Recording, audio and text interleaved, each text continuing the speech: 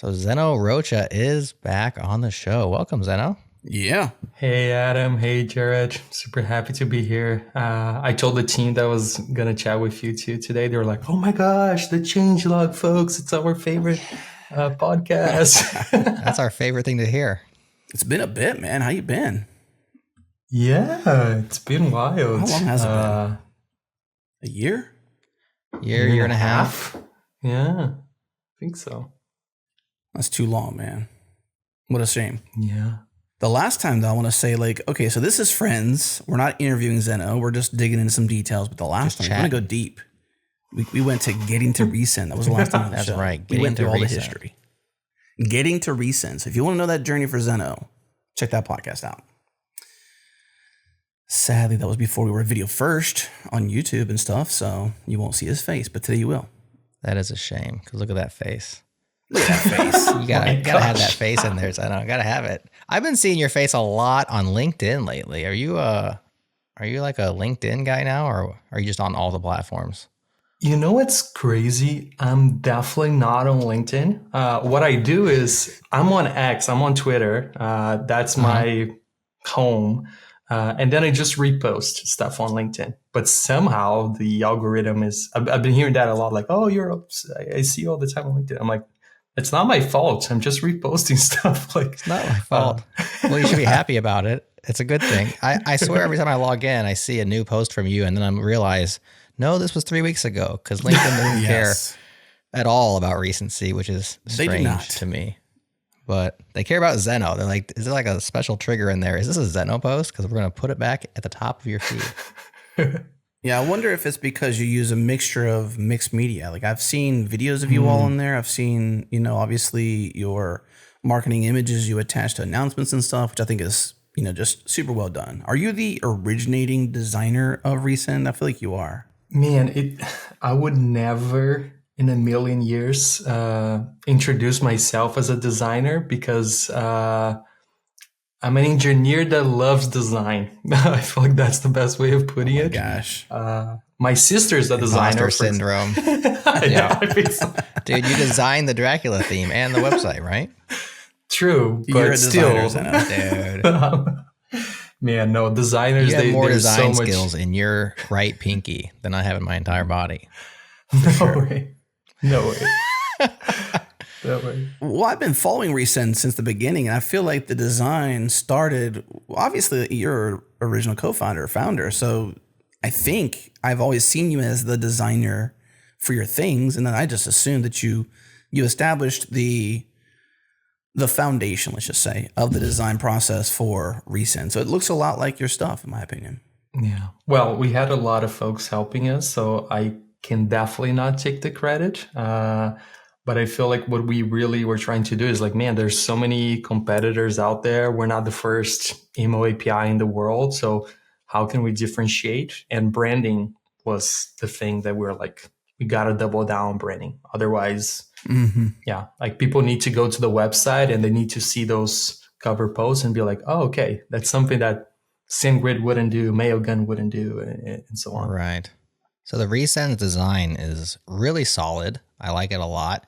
It's definitely of a era or an ilk. Like it's very much in the linear kind of is it Shaw DC? And I don't know, like whatever that toolkit is. I don't know the initials, which produces really polished, really kind of high quality, black, mostly dark mode, mostly designs. Which have been very popular the last 5 years. And I don't keep up with design trends, but I'm starting to, I keep up with them as far as I eventually notice them, but I'm not like at the front end of that. But I wonder, a company starting today, if you were starting Recent today, would it look like this?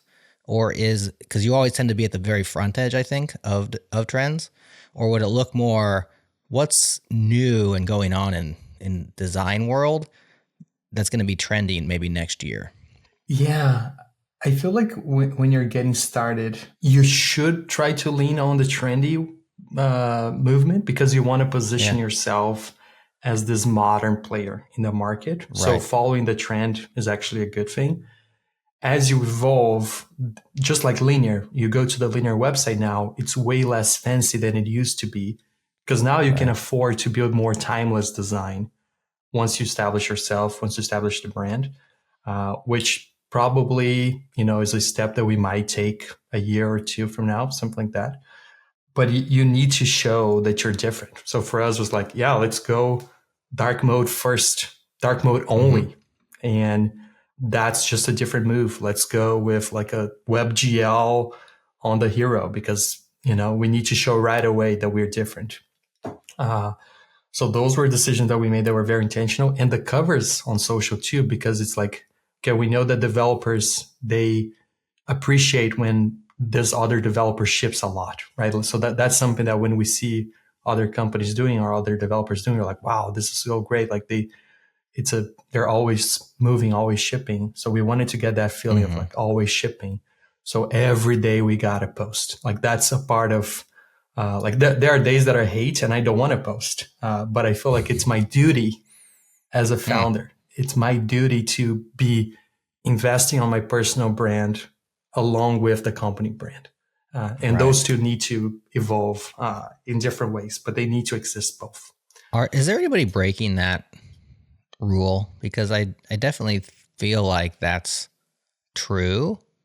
And yet I imagine there's probably founders out there who never post and just do their thing and are still killing it for some reason. But it's so hard to get attention nowadays. How would you do it? And so you have to post. I don't know. Is there anybody who just, and this is not necessarily for you, Zeno, but even Adam, like, is there a startup or a scale up that just kills it and doesn't have constant marketing and social media stuff going on?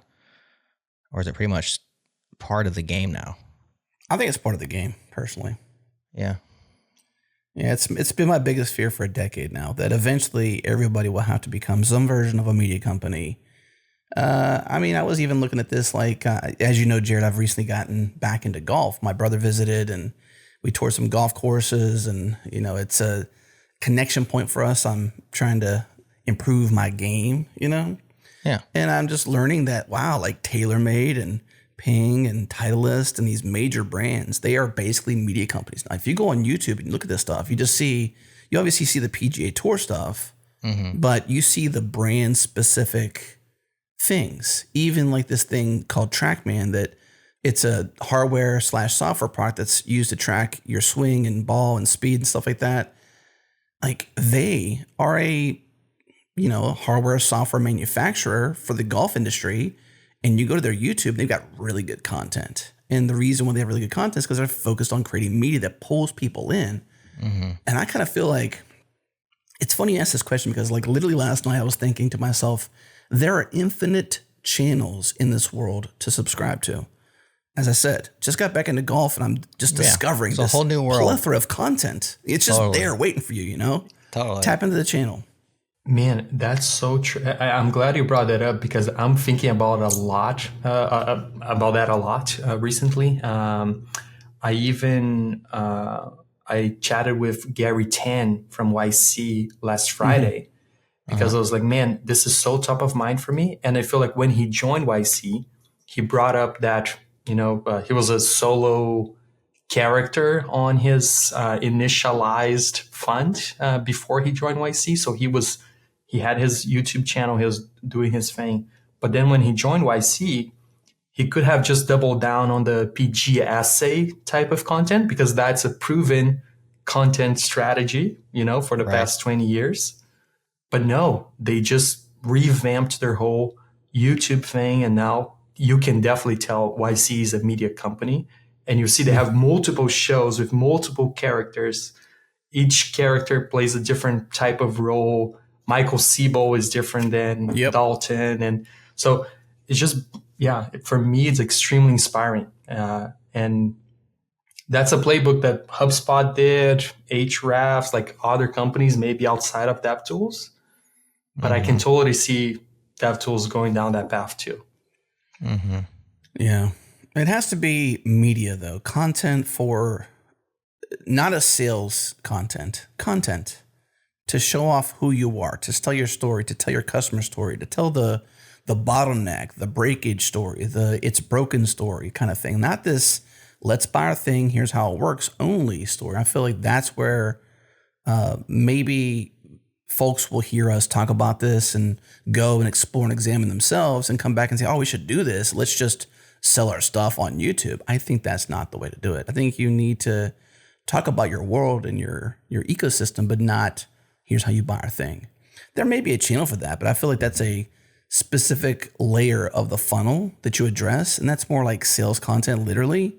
Mm-hmm. Can it live in YouTube? Sure. But I wouldn't overly saturate that channel with, two different types of content, because now you got this, let's capture some people, let's get some attention, let's, kind of distribution or become more exposed to certain folks in the world. And then you have, hey, I want to buy your thing, help me buy your thing. That's a whole different content slice, but do they belong on the same channel? I don't know about that. Yeah. And it's definitely not about YouTube, right? Like what we're talking here is about storytelling. And where do you do that doesn't matter. Like you see all these indie hackers going down that path, building in public, which is amazing. They should do that. They're inspired by Levels. They're inspired by Mark Liu, and it's amazing. I guess what people typically fail is like they just show the good side of things, right? So they are always promoting like, oh, this is great, this is great, this is amazing.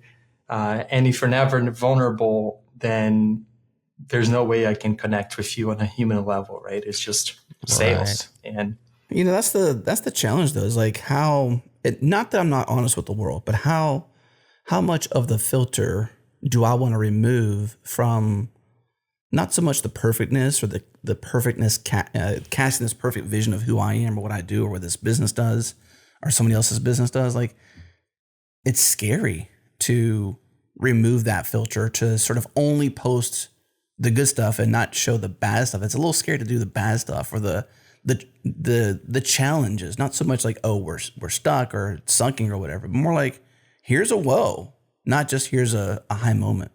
Yeah, there's a paradox. I forgot the name now, but there's a Wikipedia page on this where you can transform a bad experience into something that's actually good. And that's the paradox. Like you go for something super bad, like an incident, but because you do the postmortem, because you're transparent about the issues that caused, because you show like, hey, here are the next steps, then that actually creates more trust.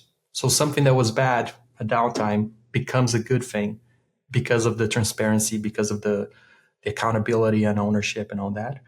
But when you're in the middle of the fire, it's hard to, want to be vulnerable. Like, and there's a line between like, okay, I can only go so far. Like if I cross this line, then it's super tricky, super difficult. I think that Wikipedia page is called "When Life Gives You Lemons, You Make Lemonade." Is that right? That's the page. Oh my gosh. Did you see that? I don't watch the show. I think it's from Millions or Billions. I don't know what this show is. I don't even know the actor. It's got to be Billions, because Millions is not impressive anymore. No, it's not. But they said that. He's like, hey, when life gives you lemons, make lemonade. He's like, no, when life gives you lemons. And then he goes on. First, you roll out a multimedia campaign to convince people lemons are incredibly scarce, which only works if you stockpile lemons, control the supply, then a media blitz. Lemons are the only way to say I love you, the must-have accessory for engagements or anniversaries. Roses are out, lemons are in, billboards that say she won't have sex with you unless you've got lemons. You cut the beers in on it, limited edition lemon bracelets, yellow diamonds called lemon drops. You get Apple to call their new operating system OS Lemon. Little accent over the O. You charge 40% more for organic lemons, 50% more for conflict-free lemons. You pack the capital with lemon lobbyists. You get a Kardashian to suck a lemon wedge in a leaked sex tape. Timothy Chalamet wears lemon shoes at Cannes. Get a hashtag campaign. Something isn't cool or tight or awesome. No, it's lemon. Did you see that movie? Did you go to that concert? It was effing lemon. Billie Eilish, OMG, hashtag lemon. You get Dr. Oz to recommend 4 lemons a day and a lemon suppository supplement to get rid of toxins, because there's nothing scarier than toxins. Then you patent the seeds. You write a line of genetic code that makes lemons look just a little more like tits, and you get a gene patent for the tit lemon DNA sequence. You cross-pollinate, you get those seeds circulating in the wild, and then you sue the farmers for copyright infringement when that genetic code shows up on their land. Sit back, rake in the millions, and then when you're done and you've sold your lempire for a few $1 billion, then and only then you make some f***ing lemonade. But yeah, life, lemons, lemonade, sure. Yeah. So you're selling lemonade. So Zeno, what are some failures you posted Oh boy. that you're willing to talk about? What are some, you got an incident, you got a fail, you bad decision, bad hire, don't name names. What do you got? Something vulnerable. Man, so many of those. I think the incident is a good one because, I think we went for some pretty bad stuff. Like there was one last chance. So it's been more than a year since we had those 2 incidents, but the timing of them were terrible. Like, so there was one incident where it happened right before our launch week. And then this other incident that happened after we were announcing something else. And it's so weird because I remember when the incident was happening. So one of them was related to data being leaked. So that's like the worst possible type of incident because it's not just a downtime. It's like you're actually, right. And it was so hard to navigate those moments. And I felt like, okay, this is it. Like there's no way we're going to recover from them. There's absolutely no way. But then you're like, okay, this is what I'm doing. And yeah, like what I'm going to do. Am I going to hide or just like go with it and trying to make the most out of it and learn it? So the weird thing about the bad stuff is that when you look back in retrospect, everything is different. Today, I'm extremely grateful for those things to happen in the very early days of Recent because it changed the way I see security, how often I run pen tests, and so many other things, like how often we run stuff on the CI. So we detect stuff before it goes to production. And I could, say so many things about this, but yeah, I feel like when bad stuff happens, you always have to try to see the good side. Otherwise, you don't recover from it. I've heard it said, maybe it was Adam that said this, and maybe an Adam original, maybe not, but it's only a failure if you don't learn anything. Like if you don't learn, that's an Adam you did original. fail. Yeah, is that an Adam original? I don't know. It sounds good though. I like it. Yeah, it sounds like Go on. I'll not He's like, interrupt. yeah, Say I it said again. that one. Say it again fresh. It's only a failure if you don't learn something. Yeah, that's an Adam original. If you learn from your failure, then it's not a failure anymore. You've actually turned it into lemonade, really. Yeah. And I mean, the fact that you can be thankful for what was potentially a catastrophic incident shows that you actually learned and adjusted and, are now more resilient than you would have been had you not had that situation. So that's all good. Mm-hmm. Now, if it actually kills you, then it's not good, right? Whatever doesn't kill us make you stronger, makes us right? stronger. But if it kills us, then it's not. No, you're not thankful. Now we're anymore. dead. Yeah. So many catchphrases, right? Yeah. Like remember Twitter back in 2010, like the blue whale, like all the time. Like the fail whale. It was so unstable. Today we don't even think about it anymore. That's true. It just works. But yeah, I think about that a lot. Like, but there was something about the fail whale that it became cultural. It became like Twitter culture, and it also produced this, not FOMO, but like fear because we're all missing out. Like you're hitting refresh, waiting for the fail whale to go away because like you want the site to come back up, and so it's almost made you want to use it more, even in a weird way, because you're like, oh, it's down, Yeah. So that was kind of a weird deal where it kind of produced more demand, which probably was really bad for the engineers that are trying to get it back up again. Like, stop hitting refresh, guys. Yeah, for sure. As far as the addiction factor, I think it probably helped us all get addicted to it back in the early days. Because sometimes you don't realize the addiction until something gets pulled away from you, you know? Oh, yeah. That's so true. Yeah. Who here is addicted to their phone? Probably. Don't want to admit it. I'm happy to, I mean, I'm not happy to admit it, but I'm happy to admit that at least I'm aware, because if I don't have this black mirror near me, I'm like, can I do life? And I think it's just because it's become this tool that I use in so many ways, right? It's a necessary thing to navigate my daily life, but it's also my boredom, antidote, so to speak, And so there's a fine line between utility tool and, the other thing, which is not a good thing. Right. And that's why it's such a mixed bag, is because it's both. I mean, some things are tools, other things are entertainment, but your phone is like 1,001 things. Mm-hmm. And so, yeah, I've left it at home and had to stop and think, like, am I turning around the car or am I just going, And that's what I can live without the entertainment part. But then you're like, yeah, but what if somebody has to get a hold? I mean, it's always that, right? Yeah. What if somebody has to get a hold of me? And it's like, they probably don't. And they'll find a way. And that's the one time they will, though. I know, but you know that people lived, hundreds of centuries without these things, and life continued. Yes. Like even in the 90s when we were kids, pagers. Yeah. Maybe if you were well-to-do, you had a pager. The coolest. Yeah, pagers were awesome because they had plausible deniability built right in, Because you can page somebody, but that doesn't mean they have a phone to actually call you back. And so they always had a reason to be like, sorry, I couldn't find a phone. And you just can't argue against that. But life went on. Life was fine. Maybe it was even better. Where did you buy your pager, Jerod? Do you recall? I wasn't cool enough. I didn't have a pager. You didn't have a pager? I had a friend who had a pager, which is even better. That's like Page Cody. If you got to go hold me, Page Cody. Now he's like my Page personal Cody assistant. Jerod. J-E-R-O-D. I was right on the cusp of like flip phones and pagers. So pagers were just going out, and my first personal device was like a little Motorola flip phone at probably the age of 15 or 16. What about you, Zeno? Yeah, I got the flip phones too. Yeah. Yeah. Man, I can totally relate to that feeling of like almost like addiction, borderline addiction, right? Like I remember last year, Twitter was blocked in Brazil. There was like a whole thing between like Elon Musk and the government, and then they blocked all the internet providers. So then I traveled there, I arrive at the airport, and I have like a few hours in between flights.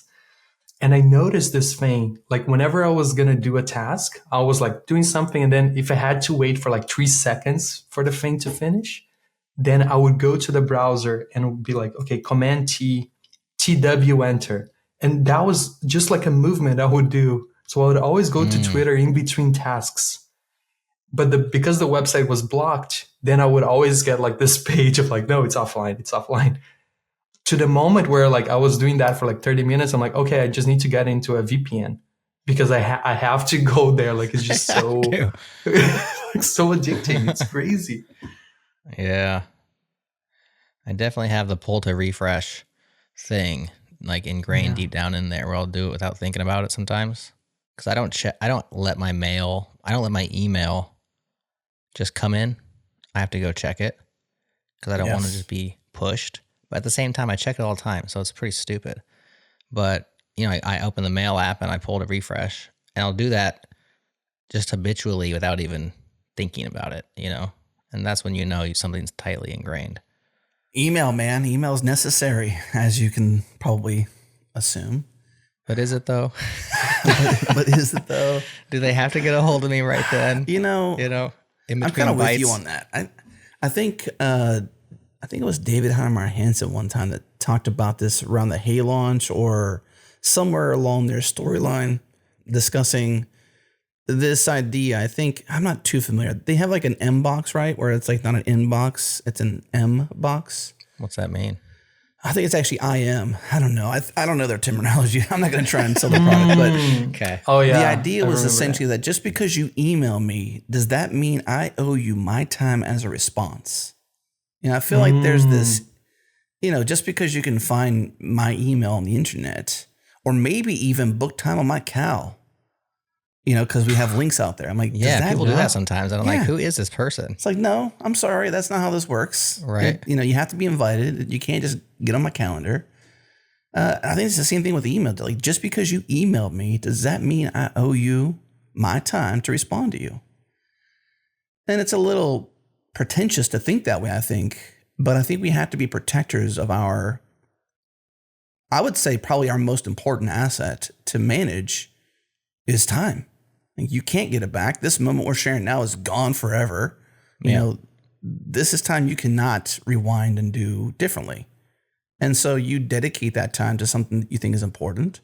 Does that mean I have to dedicate it to responding to you because you email me? I'd say no. And it's so hard to say no, right? Yeah.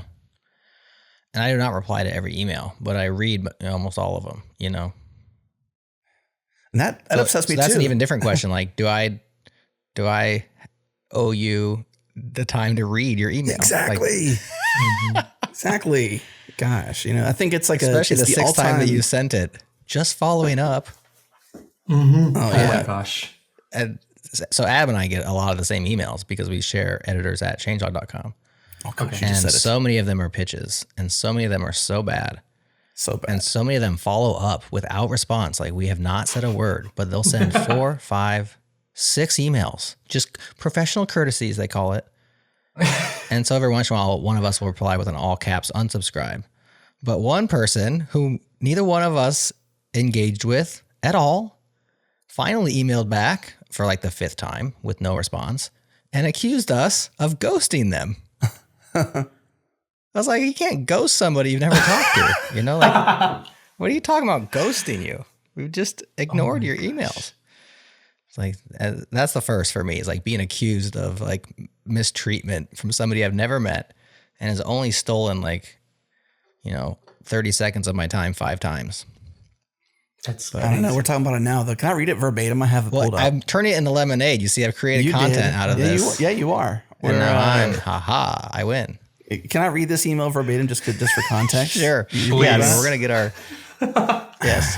It says, Adam and Jerod, this will be my last email I send to you. It's like, come on. Finally some good news. Either you ghosted me or you don't want so-and-so on your podcast. If anything changes, let me know. Yeah. I mean, I applaud their efforts. I really do. I mean, they're getting creative at least. Yeah. But we never ghosted you. No. Because we never talked. That's right. You've only stolen our time here in this podcast and in our emails 5 or so times, and we've never engaged with you. And just because we create podcasts and invite people on our shows doesn't mean we owe you a response. That's right. And then we have a phone number on our website, Zeno. And they call us. I got a phone call last week, Jerod. You put our phone number on our website. It's been useful. Whose fault is this?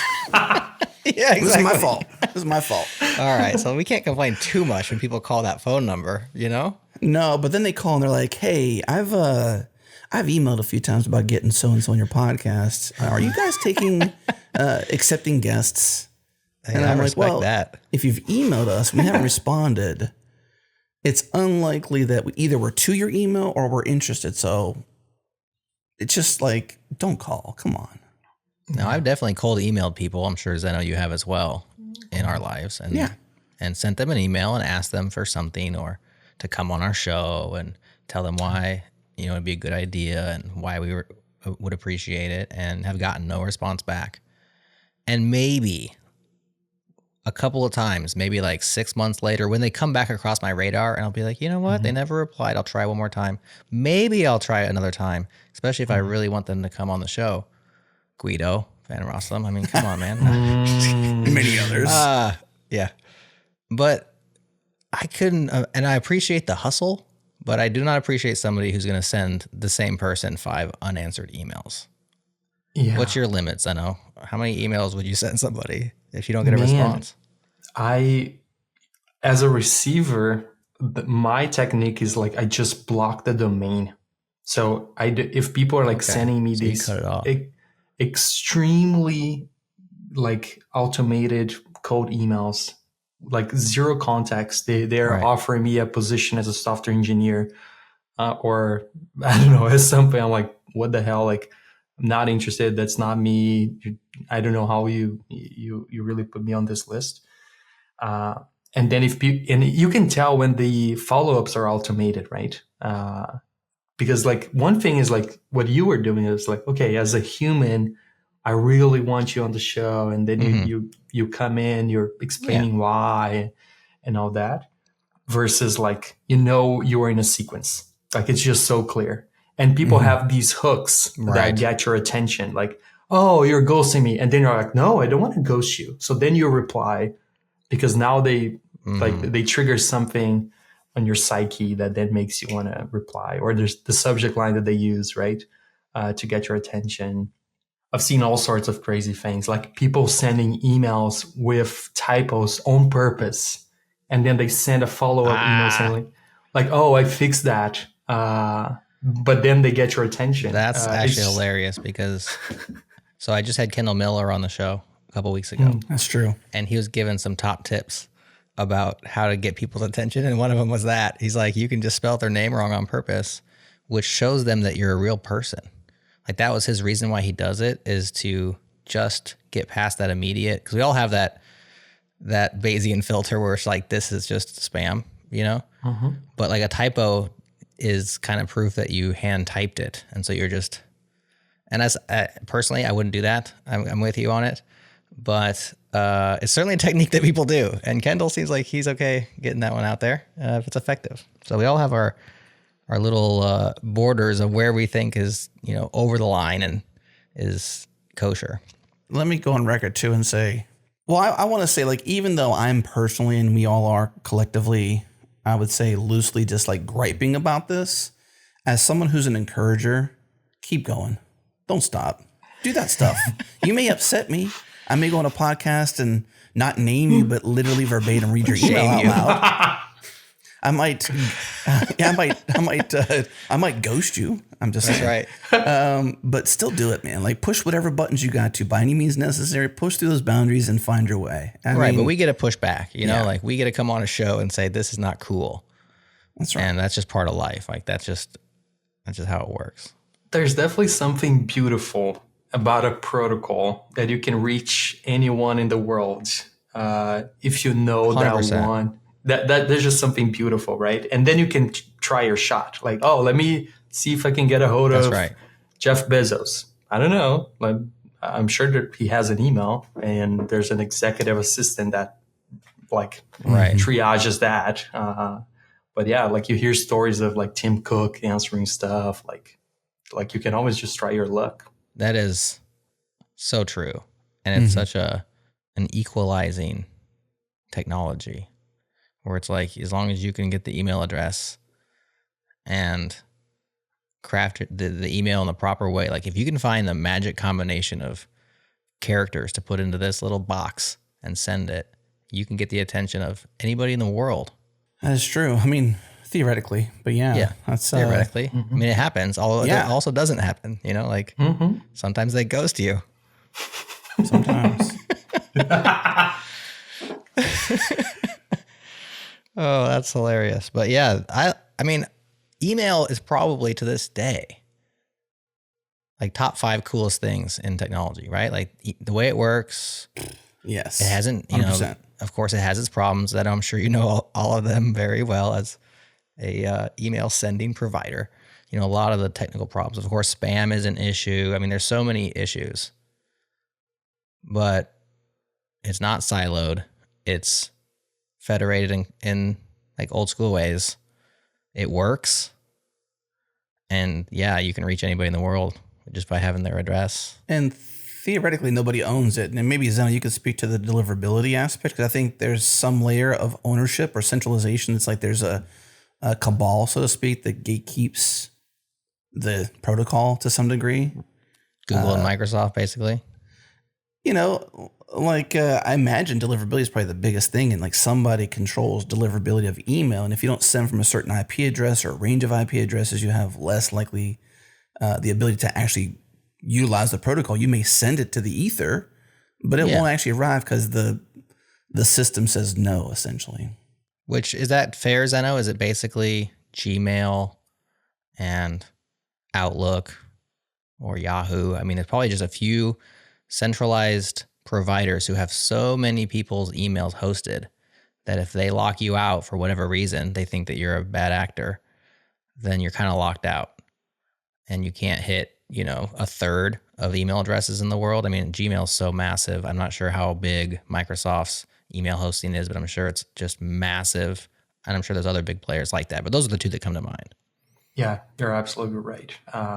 Like Gmail definitely dominates, and then you have like Yahoo, who is super popular in Japan, for example, still, and then Outlook still, and Hotmail, like those ones, like from Microsoft. Hotmail, still, like, yeah. What is cool about them and not cool too is like they have to keep improving their game, otherwise their products get obsolete. And especially now with AI, you can generate like so many different emails, and they're highly personalized, and it gets even more tricky, right? But I think the beauty is like, or the challenge for them is like, okay, how do we evolve? And in the beginning, you're totally right, Adam. Like there was a lot of emphasis on the IP level. So then you would have like an IP. If the reputation of that IP is good, then just let all those emails go through. And then email providers came up, and they're like, okay, now I have this big IP pool, and I just shove people there. And then the good actors balance the bad actors. So then these inbox providers, they're like, oh, okay, so now we have to, go up a different abstraction layer and look at the domain more than just the IP. And they have like different techniques. Like they look at how fast you send emails, and that's something that dictates like, are we going to throttle the emails or not? They look at the engagement early on for like emails that are coming to the inbox, and based on that, they dictate like the inbox placement. Are we going to keep it on the primary inbox, the promotional tab, the spam folder? And those things are constantly evolving.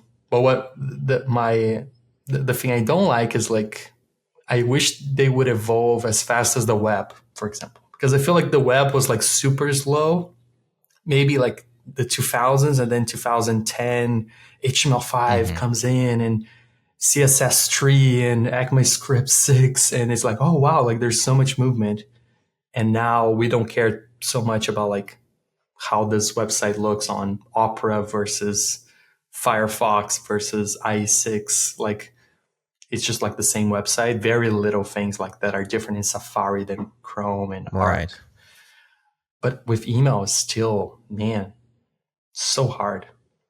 Tell me about it. I'm facing an uphill battle right now because Gmail just decided that they're going to start ignoring our styles in our newsletter with zero changes from me. Like it's the exact same thing. It worked fine last week. I can send the same email I sent 2 weeks ago. And if I go in my archive, the 2 weeks ago one looks like it looks like in every other email client. And if I resend the same exact content today, it looks different.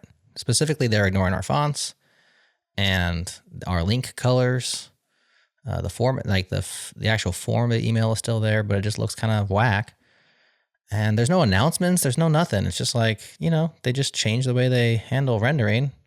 And now I have to go chasing down whatever it is different in order to get my rules to work. And that just makes me mad, And I can't ignore it. It's Gmail. And at least with browsers, like, there's an engine behind, and that engine is open source. So you're like, okay, Gecko for Firefox and Blink for Chrome. And then there's an actual changelog publicly available. But for those email engines, like, no, there's nothing that's like, oh, here's what we change in terms of rendering. No, like you cannot find it. I want to pause for a second just to reflect on the idea that Jerod just said resend and then you just said changelog. I just think that's kind of cool how both brand names show up in natural conversation. Wow, that's just true. Beautiful, That's good naming by us, by all of us. I do like that a lot. And I had to go sign in, Jerod, to Gmail and look at it because, like, you're right. Like, it looks fine. It's not the worst ever, but it's not respecting the styles. It's respecting the overall framework of how the email looks and stuff. Yes. It's all gone. What's up with that? Not cool. They're using their own fonts. It's like they care more. And Microsoft has done this a while, specifically like if you log into whatever it is, Live 365, or if you use like the Microsoft Office in the cloud thing and read the email there, it's also ugly because they want it to look like their UI inside their web app. And so like all the links are blue because that's what Microsoft wants. Now, if you read that same email, still hosted by Microsoft, but inside of Outlook.app,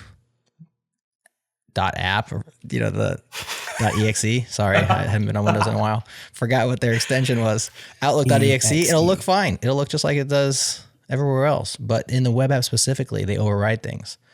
And Google, I think, just started doing that, is my guess, because Gmail, just this last couple of weeks now, it's like Roboto Sans or Google Sans. I don't know. They're using their own fonts.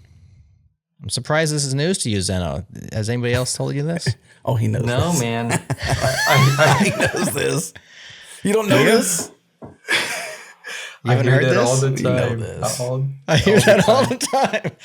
Oh, And then Superhuman does their thing as well. And right. the Gmail mobile app will invert the colors to be like, if you're using dark mode on your phone, then there's absolutely no control, but they will invert everything. And then you just hope that they will invert right with their inversion algorithm too. So it's just crazy, like how, you just have to, still feels like super archaic, even though email is around for like 20 plus years, right? 30 plus years. And I've been talking with my research assistants, ChatGPT. I've asked Grok. I think those are the only two that I asked this particular question. What I can do about this? And is there anything that they know? And they both have pushed me towards Litmus, which is a commercial product. I'm sure, are you aware of that one, Zeno? Litmus? They do take the guesswork out of email marketing. And so what I want is like a way I can like send my preview email into like all of the weirdest places it might be rendered and see how it looks, and then like somehow open a dev tools kind of thing. And I think Litmus offers you something like this. But I'm just a guy with a newsletter. I'm not like an enterprise, where Litmus is like, come get our suite of tools for $150 a month or whatever it is. And it doesn't feel like a product for me. And so that brings me up two thoughts. A, as a resend guy, like, what is there in this world? Or are you guys trying to solve this problem? And then B, I think this leads us into our AI SEO, because both Grok and ChatGPT push me towards Litmus. That's great for Litmus, right? Potential new customer, because they were the thing that showed up that these things knew about. So let's start with the email side. Like, what's out there for people to be able to send a preview email into like all the weird places it might render and look at it? Yeah. So Litmus is definitely the most popular one. And it's almost like a browser stack kind of product. Like, they run VMs that take screenshots, and then you see how it renders. Right. So that saves you time. Like, you don't need another Windows machine to check how things look on Outlook. So that's great. But it's still like, okay, now I see that it's different. What do I do? So there are other tools like Can I Email, which is the alternative to Can I Use, where it shows like, okay, here's how this, like, is Flexbox supported or not? And then they will tell you. I see. So it's like just like Can I Use, but for email. Exactly. That's cool. It's like SVG. You still cannot use SVG on emails. So then the tool will tell you like, no, you cannot do that. So that helps. And then if you try to, like, we try to put things like that in the product. Like, okay, let's add a linter, a compatibility checker powered by Can I Email on React Email. So we try to shove as much tooling on the email template creation process. So then when you go live, you don't see as much inconsistencies, but there's always like a little thing here and there. That's cool. I'll link that one up, of course. If you know Can I Use, replace use with email, and you'll hit the website. So I'll definitely bookmark that. I don't think it helps me with my particular problem, because I'm not using anything weird, and it just like, what I might need to do is I'm putting my styles not inline on the elements, but in the head. And I think that perhaps if I inline them, I mean, that's inlined. It's not a separate style sheet that you're loading, like a separate resource, but it is in the head. And maybe I need to get them even closer and inline everything and just bloat out all my elements and see if that fixes it. That's probably my next step, is to do that. But then let's take up this other thing, which you've put some work into and have been sharing some of your findings on, is, Litmus is probably very happy that when I said I got this problem, that these LLMs are sending me to Litmus, because I didn't know about their product prior. And there was one other one. I think it was like, I forgot what it was. It wasn't as memorable of a product name. So they lose. But when people ask for the best developer podcast, I would love for the Changelog to be the answer, right? I mean, let's just get down to brass tacks. For sure. So how do we do that? Help us do that. Yeah. How do we get our stuff at the top of AI's SEO? Yeah, I think everyone is trying to answer that question right now. Man, for me, what really clicked. So I've been ignoring AI for the past 2 years, not from a company perspective. As an individual, I use AI a ton. I love it. I'm optimistic about it. I think it's great. But on a company level, I was like, man, we just need to find product market fit. Nothing else matters. Let's just ship stuff that is, that's going to help users. And, but then in January this year, I just started seeing some stuff that I couldn't ignore. So what do we do now is every time someone signs up for resend, we send a welcome email. And that welcome email comes from me. And when they reply, it's very personal. So then when they reply, it comes to me, and then I reply as well. And then this one day, I'm just waiting, I started to get into running, and then I'm waiting for this Nike store to open. So I'm just sitting there. It's 30 minutes until the store opens. And I'm just replying to those emails. And then one person is like, oh, I came from Lovable. I'm like, oh, that's cool. To reply that. Next person is like, oh, Claude recommended you. Reply. ChatGPT recommended you. V0 recommended you. Bolt. I just started seeing those things. And it was 6 or 7 emails in a row. So I was like, whoa, there's just something here. I don't know what changed. It is the new a new version of the LLM. I don't know, but something clicked.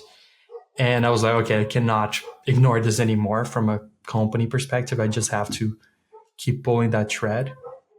And then I started finding okay, who is thinking about this problem? Who is digging into that? And, it's a huge rabbit hole. And then what are the techniques to, what you were saying? I just want more of that. I want Changelog to be the default solution here, default answer. Right. And man, there's so many interesting things. For example, from a SEO perspective, we care a lot about Google, and we care about Google Search Console as the tool to see how we're doing in terms of SEO. Turns out, if you want to be the first one in ChatGPT, you got to care about Bing, because Bing, it's what's powering ChatGPT because of the Microsoft partnership. So that's how the whole indexing of the web came from Bing as the data source for ChatGPT. So then, okay, now that's different. How do I rank number 1 on Bing versus Google, which is something you would never really pay attention to.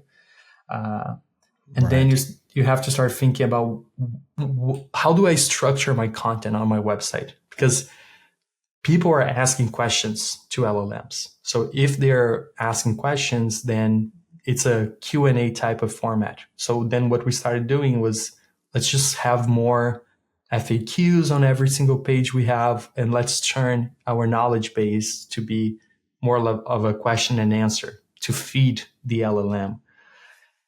And then, just start playing with LLMs.txt, which is this protocol for you to just strip all the HTML and just have the content ready for LLMs to consume. So we did that as well. And man, just start going down that path using tools like Profound. So there's a tryprofound.com tool that shows you all the traffic This one is fascinating, by the way.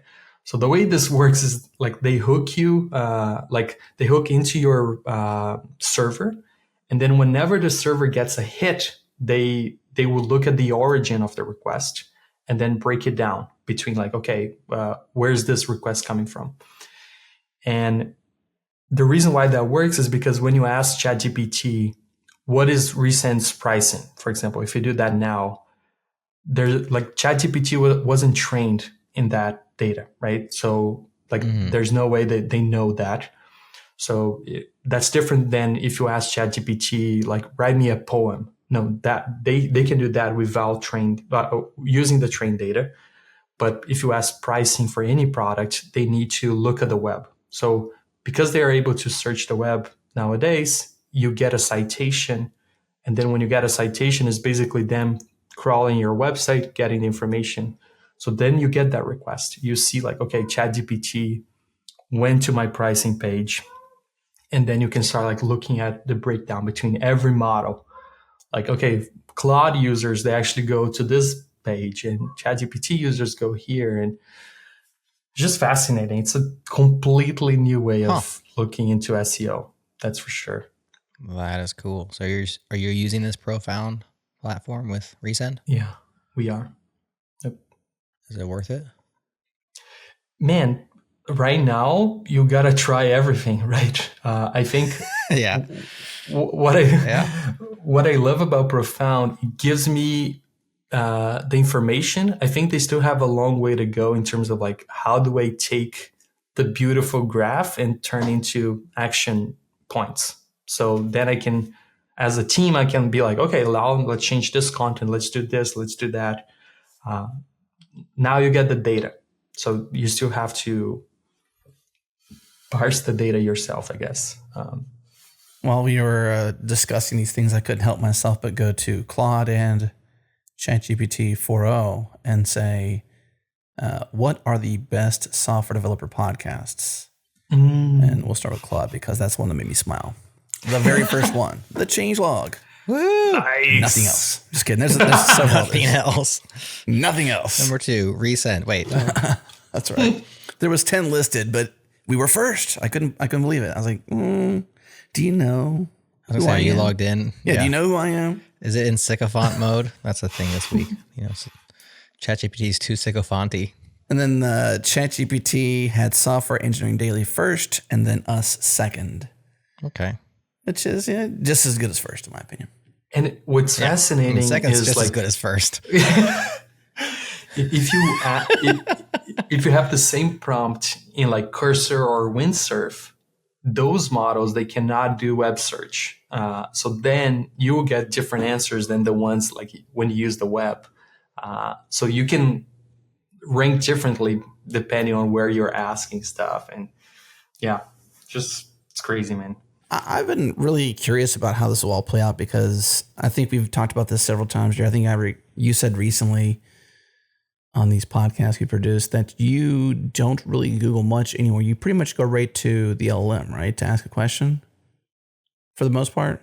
For the most part. Like when you're asking questions, things, not finding things. Yeah, I mean, I will Google if I know I can just get, like sometimes you're searching for something and you know it's the first hit on Google as long as you just type it in. And so that will be faster than going and asking. And it'll save the world some energy. I heard recently that every ChatGPT question is 10x the cost of a Google search. We're just talking about not the training, but the inference cost of energy. And I'm thinking that makes sense. It's basically a database lookup versus an inference call. And so if I can do a database lookup, I'll do it. But anything serious or that I don't know the answer to, or I can't find it quickly, then yeah, I'll pretty much ask an LLM first. And I have noticed that they've started to push me towards, push me is okay. That's an implied, like I'm adding that a little bit of, although I hear they just added today shopping results. Yep. And people are complaining that they're getting like really heavily pushed towards products on questions that don't have to do with that. I haven't used much today, so I can't say, but that's kind of a topic that's hitting the social web right now. And so maybe it's really going to push you towards products here now that they've added some shopping stuff into ChatGPT specifically. But I have noticed that, like, whereas in the past it would try to answer my question, but it was always very generic. Now it's like, here are some potential things you could buy, you know? Like, I was trying to get my DJI Sparks batteries to work again. I'm not sure if you guys know about this, because I sure as heck didn't. But the DJI Spark, which is their small drone, has these batteries, rechargeable batteries, that if you don't use them for a while, and I haven't used my drone for maybe 2 years, I don't know, it's been sitting in the drawer until we just got it out. If you don't use these batteries for a long time, they go into like hibernation mode and they won't charge. Really? Well, that's good, I guess. It's supposed to save the battery life. Yeah. But really all it does is make me think, as a guy who doesn't want to go open it up and do surgery on it, like, my drone is worthless unless I buy new batteries now. I can't get it to charge. So of course I'm talking to ChatGPT about this, and it takes me down this long road of figuring out, here's different things you can try. At the end, it's like, you're gonna have to buy this little, I don't know, gizmo and a cable, and I can give you links to ones that you can go buy on Alibaba or somewhere. And whereas it not used to do that, but here it's like, here's an actual product you should go buy, you know, which is very helpful if I'm gonna go do that. But anyways, I started just ranting after you asked me a simple question, Adam, and the answer was yes. I asked the LLM. Well, I don't even know what I was going to say, but I think more of this is like it was like 5 minutes ago. I'm sorry. That's okay. No, that's okay. That's totally fine. I think this is definitely a conversation. I think when it comes to the way I find out what I'm curious about, let's just say, there's two places I go. An LLM. Lately, it's been Claude first, then ChatGPT, and then obviously YouTube. Those are the two places I tend to go. Sure. Because I highly research. Like I just bought some new clubs. I'm going to admit it. You know, they were more than I wanted to spend because that's just how it works. But I researched them. Because he researched it. I researched them. And then I just wonder, like, if the research isn't just confirmation bias. Sure. Sometimes it is. For sure. But, you know, how do you research the things you want to buy or consume or enjoy in the world? And I really feel like the place I go to learn, I'm more conversationally asking questions to this thing versus just throwing in keywords into Google and hoping I get a web page that may help me out. I feel like the internet is dramatically changing as we speak insofar as how we find information. And I wonder how that will impact publishing of information. You know, because like if you don't go to the website anymore to get the info and the LLM just consumes it, in a case like Resend, it's, you don't really care because you're just trying to get them to become a customer and enjoy your product. But in the case of something else, you may really want them to come to your website because that's the value to your brain, is like a captured consumer, whether they're a curious person, an advocate, a customer, you name it. I just wonder how this is going to change things. Yeah, I was just thinking, like, how much of a buying decision is just confirmation bias, you know? Like, I think, like, I bought a new barbecue this weekend, and I remember watching a lot of YouTube videos just so I had more excuses to buy that one barbecue that I wanted to buy, right? Like, oh, now that I know the specs, now that I know this one thing or another, now I can justify to my engineer brain that I'm allowed to spend that much money at a barbecue. Totally. Well, especially the way that, so I've been mostly a ChatGPT user. I've tried Llama, I've tried all these other things, but I keep coming back to that one. And I have found recently, that's why I brought up the sycophant mode, which they're working on. But I found recently that it's been way too affirmational to my ideas and to my plans. And I'm like, I don't really want that. I don't want you to just tell me that I'm right all the time. Because talk about confirmation bias. Like, yes, you should buy this thing that you want to buy. Like, I'd rather just have the truth and not a yes man. Mm-hmm. And so that made me start to think, like, wow, these people who run these companies have so much power right now, because all it takes is a little tweak to that algorithm. And all of a sudden I got a sycophant and I'm detached from reality because I got a yes man that wasn't a yes man yesterday, but today it is, you know, or that wasn't pushing certain grocery products yesterday, but today it is. Yeah. And so that's just very concerning. That's why I've been using Grok today, because I want to just use them both. Because there's like, Grok, different company, obviously, and different purpose. Like the idea being truth should be the ultimate goal. I mean, that's, of course, the idealistic spin that Elon Musk puts on it. But I feel like if I can use both those two, then maybe I'll get the truth out of one of them or something. I don't know. I keep coming back to like how is this different than traditional SEO? And when Google came out, I guess it was the same concern, right? And then before I could just go to the web, and now Google is like putting more results in front of me, and it's influencing what I see. And then social media comes up, and you were like, oh yeah, now there's this algorithm controlling what I consume. It's always scary, right? Yeah. Maybe we just leave the phones at home, Maybe that's Airplane the answer mode. sometimes. Is just let it go ahead and go out there and touch grass, as the kids say. Okay, well, at least that is good information. I'm glad you've done that research on how to position yourself. I didn't know about that Profound platform. I didn't know that Bing was the backing for that. And I'm sure that this is an ever-evolving landscape, and one that every internet-facing business is going to want to engage with, right? And just like SEO, even though it became such a snake oil business, was such an important business because everybody needed to rank well on Google to exist. Yeah. And I think that whether we like it or not, that's going to be the case over the next 5-10 years. Like, if you are not getting surfaced by one of these tools, you are not going to exist,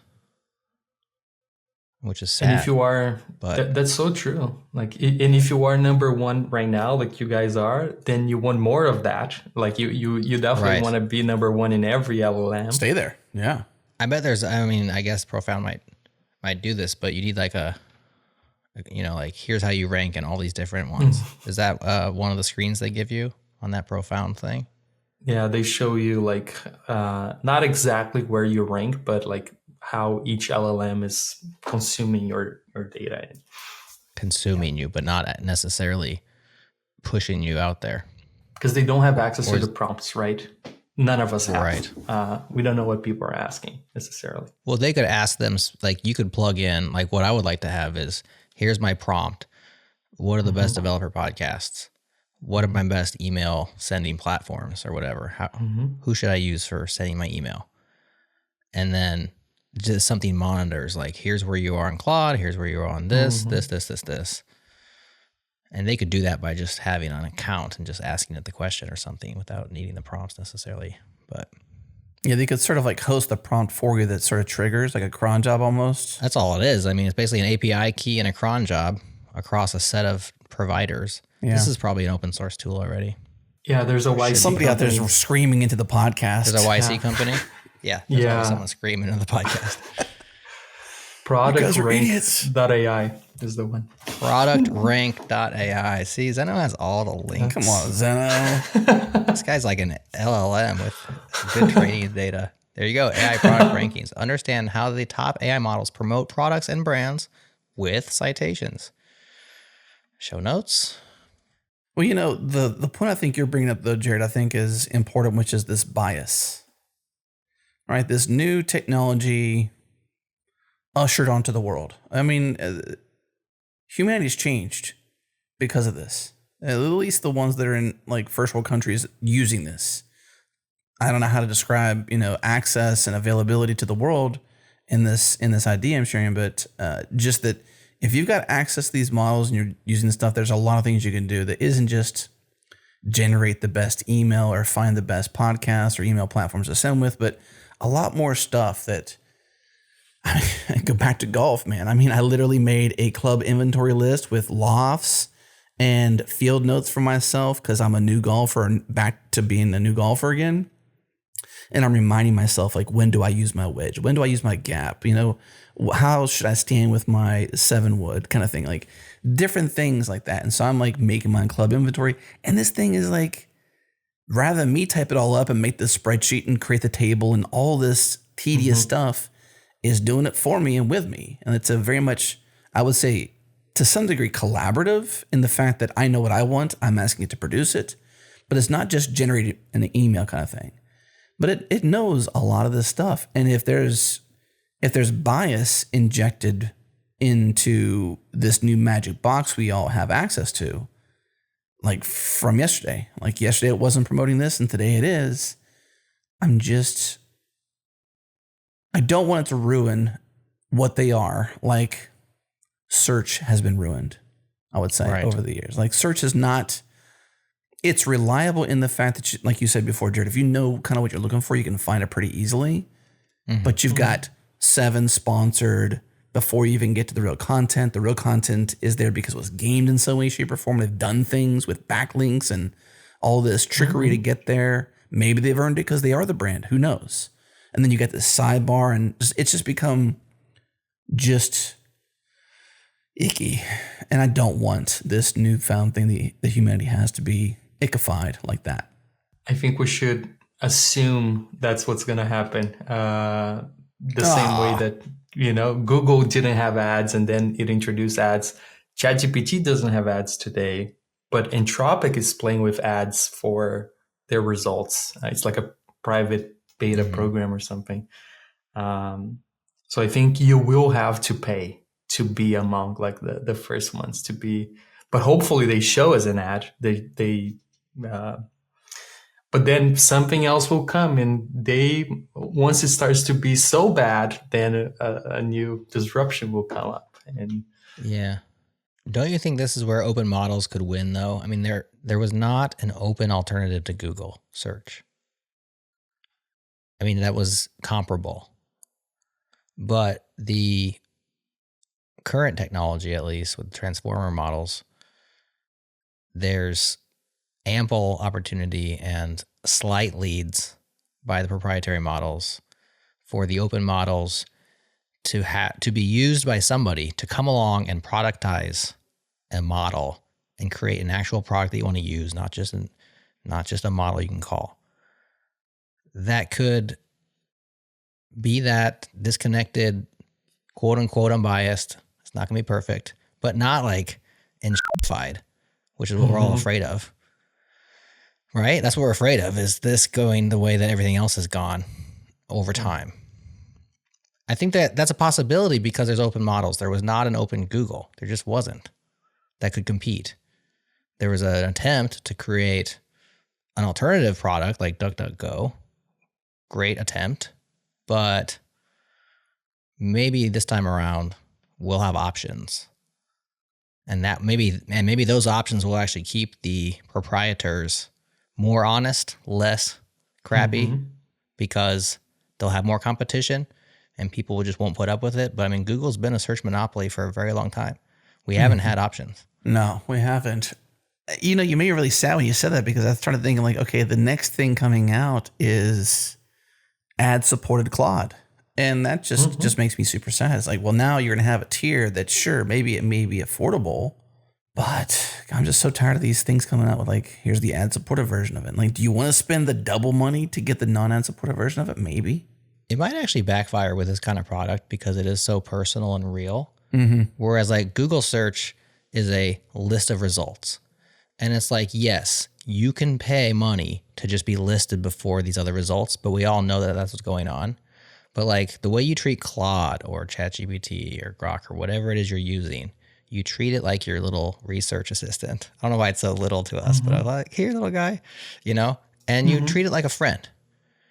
And when you come to a friend for something and they're shoving sponsored stuff as answers, like that's so unappealing and so unattractive as a friend. Like I wouldn't do that. Like, if you came to me and I was like, you should use Resend because I'm an affiliate, I'm like, maybe I'll tell you, hey, I'm an affiliate, use Resend and I'll get $10. I'll give you 5 or whatever. That's friends do that kind of stuff. But if like everything I told you and as far as advice in life was just a sponsored piece of advice, I wouldn't be your friend anymore. Like you'd be so turned off by that, wouldn't you? And maybe what changed is the memory portion of it, right? I see my wife using it, and it's just so interesting because she builds like these little coaches for her. So she was like, "Oh, I want to improve my health.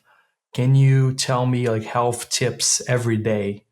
And then she already fed the memory with like, the fact that she's married and that she has a daughter, and the model knows their names. So they would tell like, okay, maybe you should go with Zeno and Victoria to a brunch and just drink more water than normal. And the voice and tone, it cheers her up. And I'm like, that's crazy. That's beautiful because it has memory now. And maybe that's the moat, like if people keep talking about like, oh, what's the moat for LLMs? Like maybe that's what's going to be like the fact that now they have memory, the one that has the best memory, the one that knows like, okay, Jerod, like I just want the truth. Don't try to be nice, like no fluff. Right. Get me to the truth. Okay, I know that's how I'm going to communicate with him, and I would just follow that, right? Yes. I did try there are prompts you can put in that have been able to disable sycophant mode, by the way. But go ahead, Adam. I was going to say, I agree with you, Jerod, on this front, because you want the LLM to be for you. And I guess you could say your friend in a way, or friendly. Yeah. Helpful. Yeah, like for me, not against me. And I would say, exactly.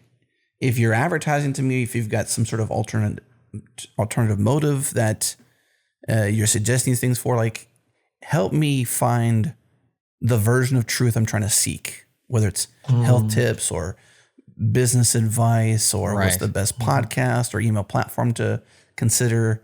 I want whatever the consensus of the world, I suppose, deems as truthful and honorable versus, not fabricated or made up or for some sort of I get paid sale. Behind the scenes motive kind of thing. I want the real. And I would probably immediately stop using whatever doesn't respect that. And then I would use the one that does, obviously. Right. And I'd pay more. I'd probably pay more for that. I hate to even say that because I feel like everything is rented, man. They said it before. You will own nothing and be happy. Everything is rented. That's great. Everything is a service and a rent. Tired of it. I'm over it. You didn't rent those golf clubs, did you? I bought them. Those I own. But did you buy a license to use those for a certain amount of time? Yeah, I didn't. I mean, honestly, though, I think golf clubs are one of those things. They're too personal that you couldn't, you really couldn't rent them. Not if you're a serious golfer. You wouldn't rent clubs. No. You certainly rent a golf cart to go on the course because who the heck's going to take their golf clubs and their cart to the course? That doesn't make any sense. Like, come on. Like, wait. Do you drive the cart to the course, or you got like a trailer? You pull the cart in a trailer? Exactly. Like, who would do that? No one would do that. This is my cart. Yeah. Can I bring my own cart? Hey, if you want to. That's kind of, like you're really committed. The only time you rent clubs is when you're in like Maui or something, and you didn't bring your clubs with you because, traveling with clubs is a pain in the butt. It is. Now, I will say that a serious golfer will take their clubs with them. 100%, but it's still a pain in the butt.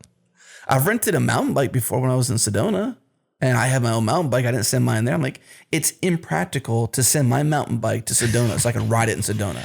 I'll rent the exact same one that's owned by a bike shop there. And I did. I rented my literal same bike, same travel, most of the same specs, but it was pretty much on par for, to use a pun, pretty much on par for what I actually own. So it was like renting my bike. Close enough. But in Sedona, which is kind of cool.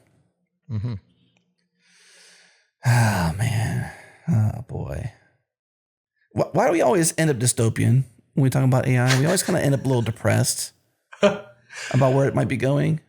I think it's kind of overwhelming because we just don't know. Yeah. And we have such a history of things going from like great to worse that, the internet's gone, I think, from great to worse in many small and big ways. And I think Cory Doctorow's done a good job of documenting a lot of that.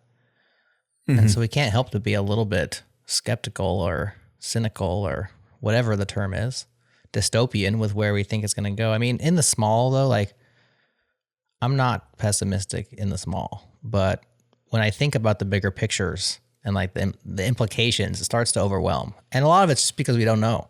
And so, what you don't know is scary. That's my take. Yeah. Zeno, why do you think we always, although Zeno's not always here, so he doesn't realize that we always tend to do this. We always get to here. Oh, okay. Here we are at the end of the show. We're all a little bit like contemplative and concerned. Mm-hmm. Yeah. Why is it important to think about the end result of a technology? Maybe it isn't. Like right now it works great.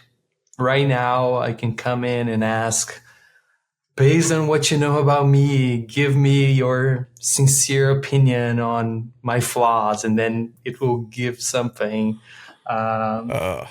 Maybe it's great, maybe it's not, maybe it's just fluff. Right now there are no ads. Let's just enjoy it while that's the case, Let's just enjoy. Yeah, good point. Well, it's still called today. We will enjoy today. I would say that life is better with these tools than it is without these tools. Yeah. And that's why we all have our phone addictions, because our phone has actually provided so much value to us on a recurring basis that we become addicted to it. I mean, you can take your phone and nothing else and travel the world. Okay, that would be a big stretch because there's parts of the world that probably wouldn't work, but Right. you have to plan for that. You could travel America. Let's go And there. a charger. Yeah, you need a charge. Take a charger. That's about it, though. No, actually, most hotels will have a charger for you Okay. or whatever. I'm just saying, like, okay, maps, communications, emergencies, transactions, local touristy questions. Like, what could you not get? Like, what else would you need? Obviously, you need to eat. That's about it. So That's I mean, all it's a in pretty there. valuable thing. Like, that's amazing. Yeah. Provided you're connected, you have access. I would rather have that than a book with the map and carry that with me. Right. So Well, it's kind of like that iPad commercial gone bad where they were smashing all the stuff. They're smashing the creative stuff. And all the creatives got mad about it. I wasn't mad about it, but apparently maybe I'm not creative enough. But it was a good idea, like in concept, because it has replaced, I think there's a better one where it's like sitting on a desk and like the phone replaces all the different things you used to have on your desk. And they really have done that. They can be so many different things that, yeah, you don't want to have a giant map and your shotgun person sitting next to you in the driver's seat, they've got the map open real wide and they're trying to find where you are, but then they're holding it upside down. And, like, it used to be rough. It used to be rough. Then you leave your wallet you're filling up gas and you leave your wallet sitting there and you drive away to the gas station. Not speaking from personal experience or anything. I was, this weekend we had this thing called Founders Day here in Dripping Springs, where I live at. And it's this big old festival, basically, Friday, Saturday, Sunday. It's like everybody's there. The whole town's there. It's a small town. Everybody's there. Cool. And I thought I lost my phone and I freaked out. Like, I was like, I didn't like cry and fall down and, whatever. Freaked out. But I was like, into a ball. I knew where I left it. I knew I set it down and I was just praying when I got back, it was there still yet.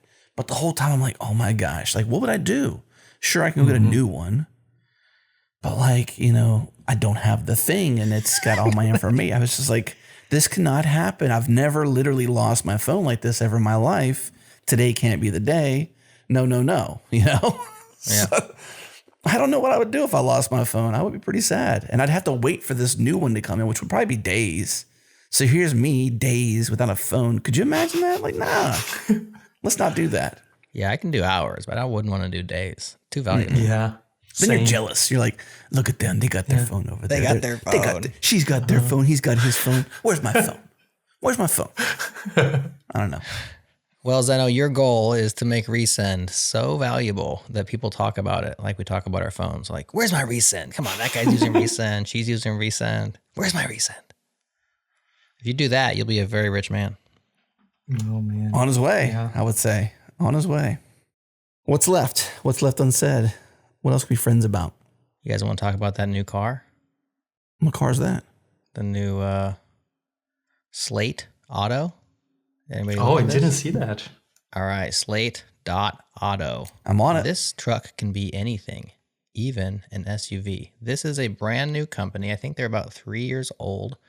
Just came out of Stealth, based in Michigan, I believe. But they're gonna be their factory is gonna be in Indiana, so it's all U.S. based, mostly American made.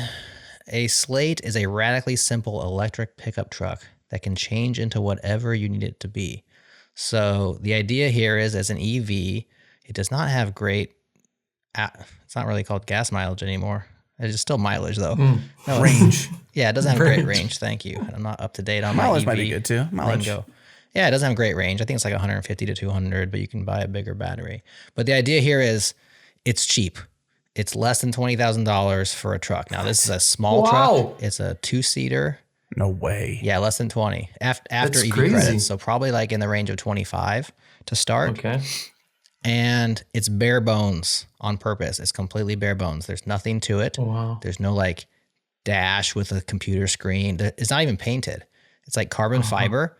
And so it's built to be wrapped, not painted, because that's kind of the cool thing nowadays too. It's like, get your car wrapped.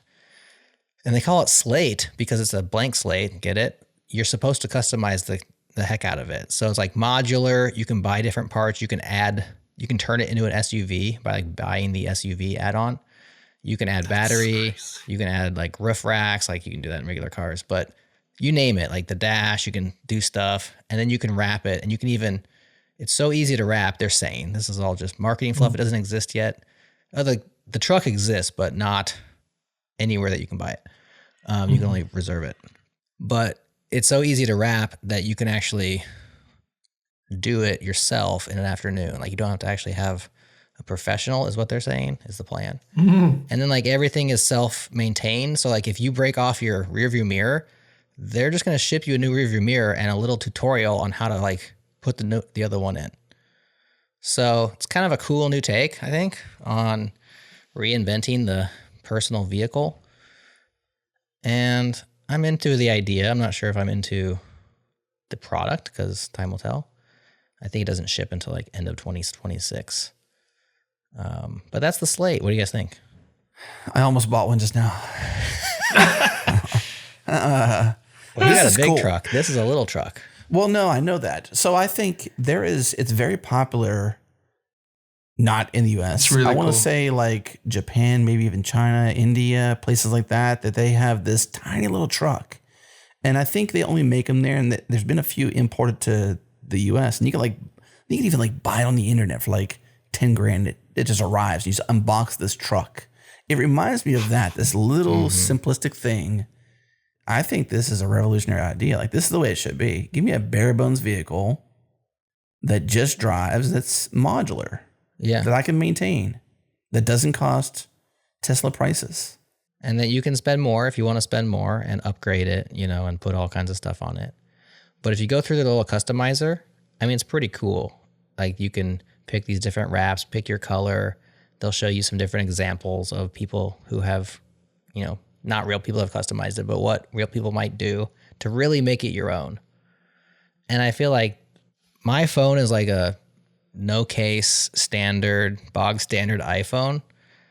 And I'm a weirdo because so many people have like cases and designs and like they want to trick out their phone because we all have one. You want yours to be yours. I'm just a boring loser, so I just leave it. But I feel like with these SLATE trucks, potentially could be very popular with people that want to customize and not spend an arm and a leg doing it. I mean, you customize a Tesla and you're just like, well, I spent $50K on the Tesla and now I got to get it wrapped for another $5K or whatever. Like, this is so much cheaper. Yeah, I think that this will be very popular with younger folks for sure, especially the way young folks that I know of at least like to stand out or be different or go countercultural, so to speak. It's it kind of reminds me of like the Model T. I mean, I wasn't alive in those days, but it reminds me of like when the Ford truck first came out. The Model T is like you can have any color you want as long as it's black. Yeah. And it's like you can have any of these you want as long as it's simple when we give it to you, and then you can do whatever you want to at that point. Here's how simple it is, and this might be like a bridge too far for some people. You actually have to wind the window down, like with the old Oh wow, windy thing. really? Yeah. Yeah, that might be a deal breaker for me. Okay. Yeah, That's no too automatic. simple. Here's how simple it is. No seat belts. No, just kidding. I'm pretty sure they have seat belts. But what are you thinking, Zeno? Are you gonna you buy one of these? Would you get one? I've been an optimistic this whole podcast, and I'm gonna be the skeptical one now. Okay. I remember seeing the modular phones. Remember those? Right. Right. It's just so tricky to build like super highly niched modular products. I love the idea. Yeah. But I feel like people they like the idea of personalization more than they actually personalize things themselves. So maybe it's great that it has an option. Yeah. I think that's true. I think that I would be with you if it wasn't so cheap. It's super cheap. To get an EV truck for under 20K. That's wild. Bringing the price into a lot of people's wheelhouses who wouldn't otherwise not be able to afford it. So I feel like that's probably why I'm more bullish. But yeah, I agree. I think customization people want, but completely modular, it ends up having like a Lego feel to it or something. Like it just doesn't, like when things kind of snap together, you're like, can I even trust this? So yeah, I can understand your skepticism. It has different charging options too. Like you can plug it into a normal plug, a normal 120 volt plug. Yeah. It takes a little longer, I think. It charges longer. I appreciate a company that comes out and just like really does think about everything differently. Like let's throw out every assumption. Like here's an assumption. You have to paint your car. Like, no, you don't. Here's some carbon fiber. It's maybe crazy. you want to wrap it, maybe not. Yeah. Like, so that's cool. The company's kind of interesting. I think there's 2 women at the top, founders, and there's some backing by, it hasn't been confirmed, but Jeff Bezos allegedly is an early investor. And so it's kind of a Tesla competitor in that way, in every way that Bezos wants to compete with Musk. And so there's some of that going on, but they're very young, 3 years. Who knows if they can even ship this thing? But yeah, I think it's a cool, different take on trucks. And like you said, Zeno, whether win, lose, or draw, I think it's cool that it exists and that they're trying it. I think it needs to exist, honestly. What was that? There's like a Kia Soul or something like that. This like little ugly little box thing. It's so popular with young folks, like that they're buying their first vehicle. This is going to be like that. I think there's no way they can not succeed. I'll say this now. So you're the most bullish of all of us. I'm optimistic. I think the world needs the simplest choice to get a vehicle. Because I mean, that's would you invest? Yeah, I'd invest. Okay, I'd invest right this second. Right this second. Would you buy one? Right this second. I got Would you buy one? Yeah, I got Apple Pay right here. I think I really do. I think that this is. I agree with you, Jerod. I think I applaud new companies like not just like this specifically, but ones that throw out all the rules and say, "Is that true? Do you really need to paint your car? Do you really need power windows?" I think that's the yes. That's a yes for me. I mean, I know. I want some power windows. Yeah, that's a bridge too far. But maybe that actually, I mean, the 80s is a big thing. Like I was just there's no stereo. There's no stereo? Nope. Oh gosh. Add on. I love how the optimism is like dropping little by little. I'm still optimistic. I did see that actually when I was looking at some of these photos and I saw like a JBL kind of speaker. Well, they're like if there's like places dash. to put things, like things can snap into the dash. Yeah, totally. But they're like you can buy one of ours or bring your own Bluetooth stereo and just like set it in the dash. I'm like, this is crazy, but it just might work. I'm still for it. I think this is a good thing. I think worst case, in my opinion, is this a great place to begin. They'll probably have always this model that's like, you know what? It's bare bones. It's the OG. It's just like ZSA and our friend, with the Voyager, the original Ergodox, the keyboard kind of thing. Like you go back in the day, you've got the OG Ergodox, right? But here you've got this OG simplistic. Everybody can afford it for the most part. Like it's in the if you're in a certain income bracket or below a certain income bracket, you can likely afford this thing and plug it into your 120 volt outlet. It's that accessible. You don't really need a radio. It's nice to have it. You don't need it. You don't really need power windows. It's nice to have it. You don't need it. You don't really need the dashboard and all this stuff to show you maps. You don't need it. You have a phone. It's nice to have. Right. I think this will spark something new for them. They will probably come out with other Slate versions of it. Yeah. But this will be a good baseline to build from, I believe. I think so. And not that I'm a nationalist or US only. One thing they say that is touching to me as an American forever is that on their about page, they say, we believe an American vehicle should be engineered and manufactured in America with Slate. We're proud to bring manufacturing jobs back to the Midwest. And that's cool. I mean, I admire that. It's born in the USA, made in the USA. Cool. So Adam has reserved his. Then is waiting to see what happens. $50 to He's reserve. skeptical. I'm in the middle. I think it's cool. I showed it to my wife, and she's like, "That does not fit into our life anywhere." Of course, I got 6 kids, so I'm never going to drive anywhere with just me and one other person, and it's a 2-seater. And so, as much as I think I like that form factor, I like the idea of a small truck because it's so useful, but you're also not like this big, massive thing on the road. Probably not. She's probably right. Even though, at under 20K, why not? Grab a couple of them just for giggles. I'll take 2. I'll tell you one thing. It seems like a great first car for a son or a daughter. Right? Totally. Like if it's roadworthy, safe, reliable, I would love to see the crash test on it, things like that. Like where you like if it's safe for the person, but bare bones as a vehicle, that's great.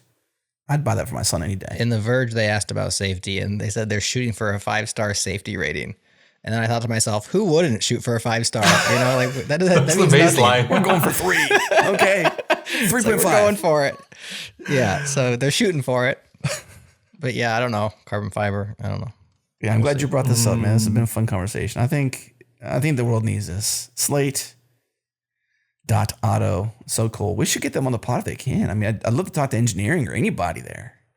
Yeah. If you know somebody, tell them to search Claude for us. We're first. There you go. All right, guys. Should we call it a show? That's it. That's it. That was awesome. Zeno, thanks That's so much for hanging out with us. Yeah, Zeno. for Good seeing you sure. again, man. Check out Resend, y'all. It's the best email service according to all the LLMs. Bye, friends. Bye. See ya.